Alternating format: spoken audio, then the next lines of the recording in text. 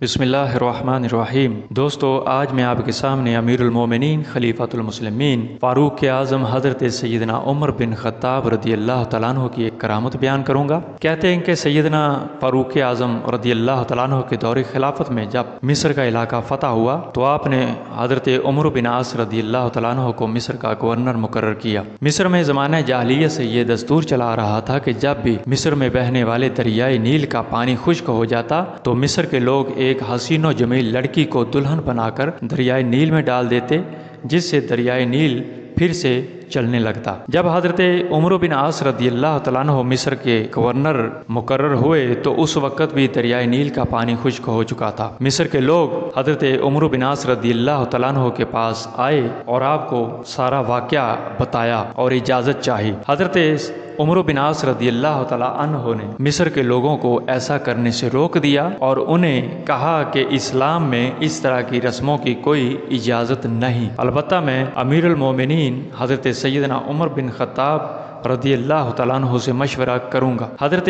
عمر بن عاص رضی اللہ تعالیٰ عنہ نے ایک خط حضرت سیدنا عمر بن خطاب رضی اللہ تعالیٰ عنہ کی طرف روانہ کیا۔ حضرت سیدنا امیر المومنین عمر بن خطاب رضی اللہ تعالیٰ عنہ نے وہ خط پڑھا اور جواب میں ایک خط حضرت عمر بن عاص رضی اللہ تعالیٰ عنہ کی طرف روانہ کیا اور حکم دیا کہ اس خط کو دریائے نیل میں ڈال دیا جائے۔ وہ خط جب حضرت عمر بن عاص رضی اللہ تعالیٰ عنہ کو ملا تو آپ نے اس خط کو پڑھا۔ اس خط کی تحریر کچھ یوں تھی: بسم اللہ الرحمن الرحیم، یہ اللہ کے بندے عمر بن خطاب کی طرف سے مصر کے دریائے نیل کے نام۔ اے دریائے نیل، اگر تو اپنی مرضی سے جاری ہوتا ہے تو نہ جاری ہو، ہمیں تیری کوئی ضرورت نہیں، اور اگر تو اللہ تعالیٰ جل شانہ کے حکم سے جاری ہوتا ہے تو پھر ہم اسی سے سوال کرتے ہیں کہ وہ تجھے جاری کرے۔ کہتے ہیں کہ جب یہ خط دریائے نیل میں ڈال دیا گیا تو دریائے نیل کا پانی پھر سے بہنے لگا اور دریائے نیل پہلے کی نسبت زیادہ چلنے لگا۔ دوستو، یہ تھی حضرت سیدنا عمر بن خطاب رضی اللہ تعالیٰ عنہ کی شان اور آپ کے خط کی شان جو دریائے نیل کی